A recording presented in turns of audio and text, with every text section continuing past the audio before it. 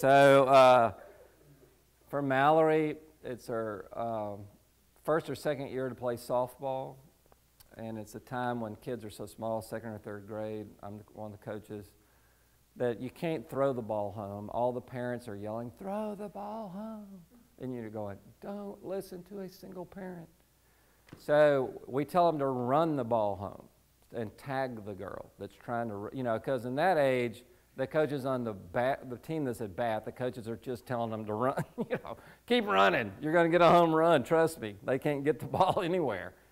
So, you tell the kid that gets the ball not to throw it, but to run home. And I was the coach, and so Mallory would get the ball on more than one occasion, and she would run home, and then the girl would be somewhere usually between third and home. Mallory would tag her with the ball so hard the girl would go flying and spill in the dirt and burst into tears. And of course, in my opinion, she's out. I don't care that she's crying, she's out. And I'm looking at Mallory. And after 2 or 3 times of 2 or 3 little girls getting muddy, bloody, and dusted by Mallory, between third and home, the parents and the fans are going, who is that child? And where are her parents? And I would pull Mallory aside and do it again. Do it again. So Mallory had that. Now you can see that in Nate. I was in Chick-fil-A another day, and Nate didn't want this girl to touch a certain part of the playground, and he began to pull her down. So runs in the family. So today's a great day of remembering, and I got a few simple points. They're easy, I'll flow right through them. Remembering can be fun. Remembering this past week for Mallory and Rachel and I had a dad's date with them, and we went to Karate Kid because when they were little, they saw Karate Kid, and it was fun. In the old movie, it was wax on, wax off, and in this movie, it was something like put the jacket on, put the jacket off, or whatever. You'll have to see it, but it was great. We loved it. Popcorn, caramel corn, gummy worms, Butterfingers, drinks, 3 adult movie tickets. So after I declared bankruptcy, then, anyway, it was expensive. So another movie that certainly, we were talking earlier about no matter how old you are, different children value different movies. In other words, if you say these movies to kids that are 10 years younger than you, they go, I don't even know if I ever saw that, but these movies are great. But anyway, for them, Goonies was great, 25-year anniversary this year of Goonies. Hey, you guys. Sorry if you've seen that. And Princess Bride, saw that a million times, as you wish, right? Remembering can also bring balance. In anger management classes, one of the things that we tell couples when they're, imagine this, mad at each other, try to remember what it was like when you first started dating. And it's not a mind game we're playing. We're trying to help them. Try to remember what it was like when you were falling in love. And really what that'll do is bring a rich field of harvest of how they felt about that person. And it can, if done the right way, and some of the anger management tools we use, bring a great balance to how they're feeling now, so that they can have a balance to it. Because when there's no memory, you've blotted out or blocked out anything possibly good that could ever come out of that individual, then all you got's a negative thing. And the negative self-talk going on in your head is catastrophic, just nonstop about how horrible this person is that you're married to. In reality, though, there was a time. And, as the old urban phrase goes, and this sort of fits here, sort of doesn't, but I like to say it anyway, whatever it took to get them is what it takes to keep them. And there's a lot of truth in that little phrase. A lot of couples need to know that. Whatever it took to get them, what it takes to keep them. And I think it's, but it can bring balance. Remembering can bring balance, and we have them list, for example, in that, all the great traits that they remember. Also, in the Old Testament, we've talked about this before, when they would stack rocks up. Anybody remember what that's called? Ebenezer. It's an Ebenezer. God would tell them to stack rocks up where he did something so that they could bring their children back and do what? Remember what God did there.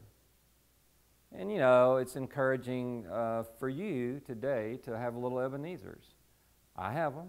It could be something as simple as the little cross dangling from my mirror. Well, that came from a high school girl in Nashville who had just gone through a hard time, and she needle-pointed her young life leader a little cross. She's a Facebook friend now. It's been like 30 years since I've seen her, but her little needlepoint cross is dangling from me, and I remember that moment of when she was having some trouble.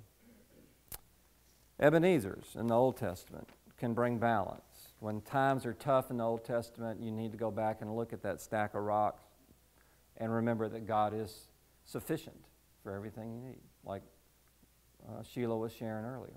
He is sufficient. He may not give you the ticket till the train is starting to say all aboard, but he is sufficient. Sheila has in her life plenty of stacks of rocks, I'm sure.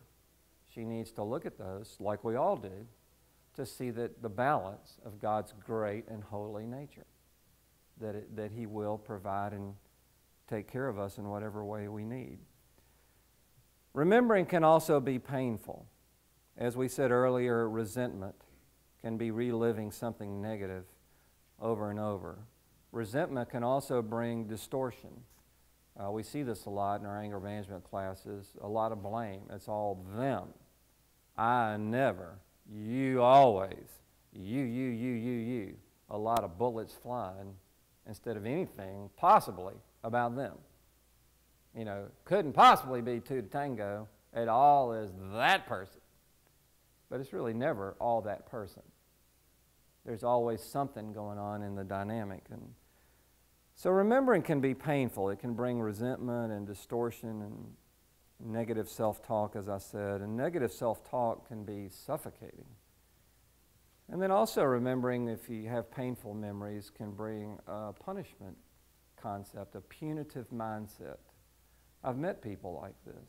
I've been this person, where you're so angry about a situation that whenever you see that individual, your natural instinct, whether you even realize what you're doing or not, is to punish that person. Either passive-aggressively by being at a restaurant and not speaking to them, you're trying to punish them. Or by doing things, silly stuff. You get the idea. So all that negative in your head, painful memories and painful remembering, can bring resentment, distortion, a lot of negative self-talk, a punitive mindset, because you never do want to let that person off the hook. You know what that is? That's a valley of unforgiveness. You want to know the number one thing that, and research will say, is the biggest problem in prisons? Unforgiveness. The valley of unforgiveness. Guns loaded, bloated and swelling grudges. Pretty dang heavy.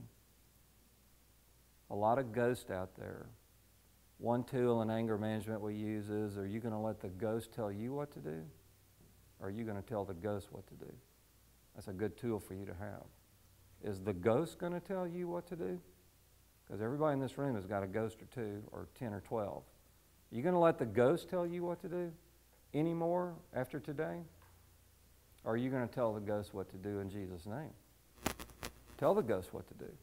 Don't let the ghost have the control of your life, the control of your talk in your head, the control of your emotions. You tell the ghost what to do. Take a stand.